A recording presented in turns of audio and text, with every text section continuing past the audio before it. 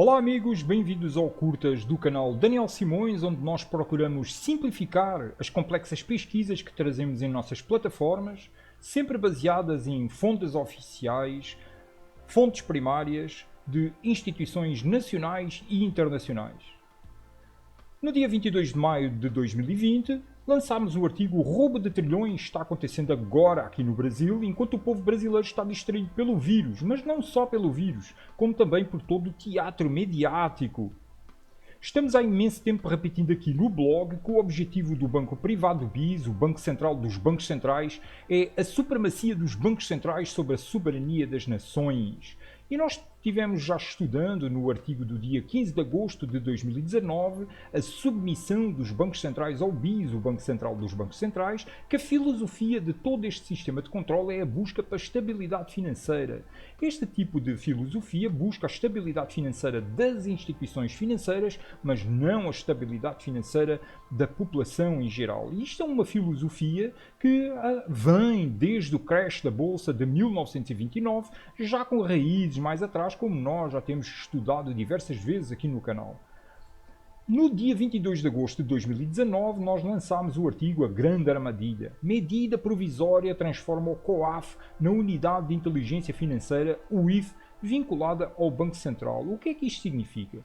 Significa que o Conselho de Controlo de Atividades Financeiras, que faz supervisionamento das atividades financeiras aqui no Brasil, simplesmente foi extinto e foi engolido pelo Banco Central, que deveria chamar Banco Central do BIS no Brasil, e foi extinto para criar a Unidade de Inteligência Financeira, ou seja, a supervisão das atividades financeiras que acontecem dentro do Brasil, inclusive no Banco Central, passa a ser feito por uma agência que está integrada dentro do Banco Central. Então, qual é que é a independência dessa supervisão?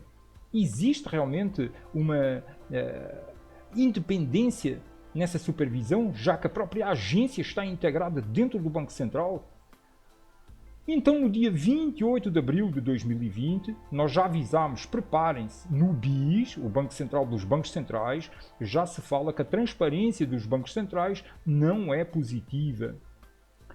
A supremacia dos bancos centrais sobre a soberania das nações é o objetivo do sistema financeiro internacional. Por isso mesmo, dentro do BIS, o Banco Central dos Bancos Centrais, com sede na cidade da Basileia, na Suíça, paraíso fiscal, já se fala que a transparência dos bancos centrais não é algo positivo para as previsões financeiras e macroeconómicas.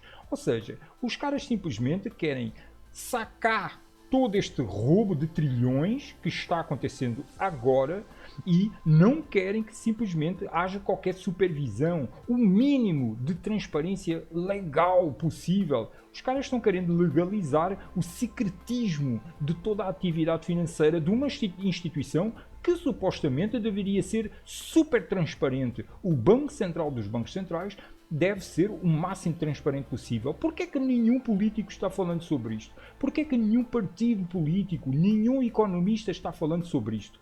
Sobre este saque de trilhões que está a acontecer aqui no Brasil e sobre todo este secretismo que se está buscando ao redor disso. Uma das pessoas que mais tem lutado contra todo este sistema tem sido Maria Lúcia Fattorelli, da Auditoria Cidadã da Dívida, que no artigo Medida Provisória 966 quer livrar da cadeia os operadores do golpe de trilhões. Maria Lúcia Fattorelli explica que ficou evidente durante a tramitação da PEC 10 no Congresso, quando também tramitava a Medida Provisória 930, cujo artigo 3º colocava diretores e alguns servidores do Banco Central acima da lei da improbidade administrativa, ou seja, ficariam imunes a investigações relacionadas à sua atuação, a não ser em caso comprovado de dolo ou fraude, o que dificilmente se consegue comprovar no caso de sigilosas operações financeiras. Ou seja, os caras, através de umas medidas que estão vindo do exterior, do Banco Central, dos bancos centrais, do BIS, para os seus tentáculos, que são os bancos centrais dentro dos países, que visam conquistar a supremacia acima da soberania nacional, eles estão procurando fazer tudo isso legalmente e secreto, com o mínimo de transparência possível e já se garantindo que se no futuro forem erguidas investigações sobre isso, eles simplesmente não sejam punidos legalmente. Enriquecem às custas do povo, mas não serão punidos por isso. Praticamente ninguém está falando sobre isso. Onde é que andam políticos? Quem é que realmente está com amor à nação Brasil para defender o Brasil de tamanho saque? Porque 4 trilhões e meio é praticamente todas as reservas que estão acumuladas em vários, tanto nas reservas internacionais, Tesouro Nacional, eles estão saqueando tudo. E quem é que está falando sobre isso? Porquê que os políticos, os partidos, economistas, ninguém fala sobre isso? Afinal, onde é que está o amor pela nação Brasil? A Auditoria Sandida da Dívida está lançando a petição pública Quem vai ganhar com os trilhões de reais, onde já tem 4.465 pessoas que assinaram, ou seja, pouquíssimo, é praticamente irrelevante perante 213 milhões de habitantes aqui no Brasil, é muito adormecimento. A Auditoria Cidadã da Dívida vai fazer este levantamento de assinaturas, dizendo assine, pedindo, implorando às pessoas, assine. Vamos pressionar autoridades do Supremo Tribunal Federal, Congresso Nacional, Presidência da República, Banco Central, Ministério Público Federal e exigir que respondam quem vai ganhar os trilhões de reais. Porque simplesmente os caras estão se escondendo atrás disto tudo e ninguém está falando.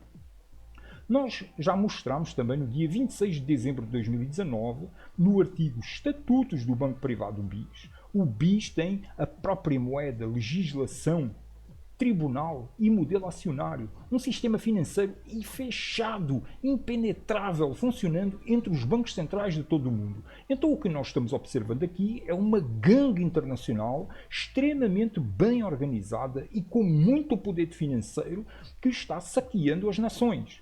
E nós trazemos 3 importantes percepções que devemos manter durante o estudo de todo o sistema de centralização do poder mundial. Primeiro, de uma forma geral, os modelos económicos e sociais que estão sendo instaurados possuem todos uma mesma fonte ideológica em termos de objetivos. A instauração do governo mundial de controle tecnológico absoluto com a supremacia dos bancos centrais sobre a soberania nacional, visando a redução populacional através de crises económicas, sociais e ambientais intencionalmente criadas pela mão humana.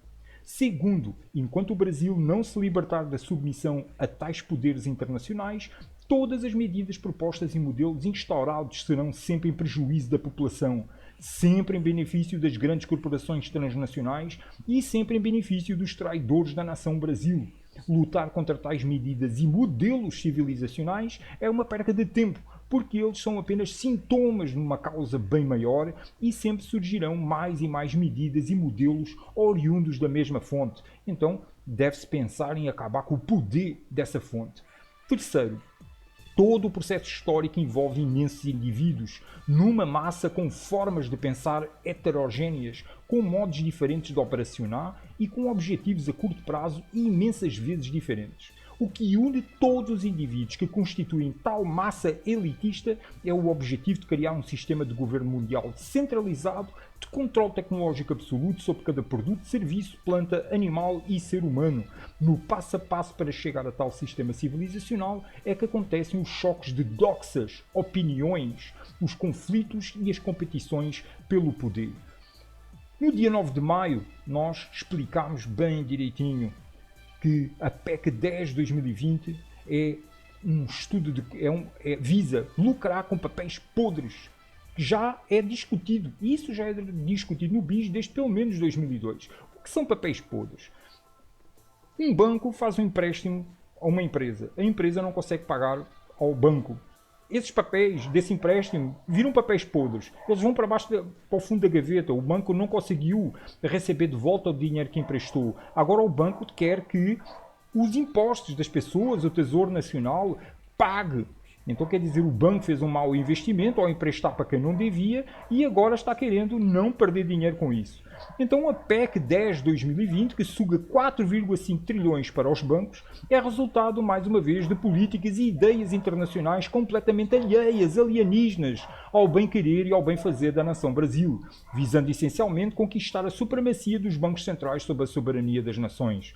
A PEC 10/2020 é simplesmente um modo que os bancos encontraram para lucrar com papéis podres, ou non-performing loans, empréstimos sem performance ou sem movimento, e isto vem sendo estudado dentro do BIS, o Banco Central dos Bancos Centrais, desde pelo menos 2020. Então o que nós estamos a ver aqui é que existe toda uma luta imensa para saquear as nações até ao tutano. A reforma da Previdência, quando nós também já mostramos aqui no blog e nos vídeos, também é uma ideia alienígena que tem a sua origem dentro do BIS, dentro do G10 e o FMI, todos interconectados no mesmo sistema de controle mundial das finanças. Porquê é que os políticos não falam sobre isto? Porquê é que nenhum partido político está falando sobre isto? Porquê é que nenhum economista está falando sobre isto? Meus amigos, eu espero que vocês se beneficiem de alguma forma com estas informações e até à próxima!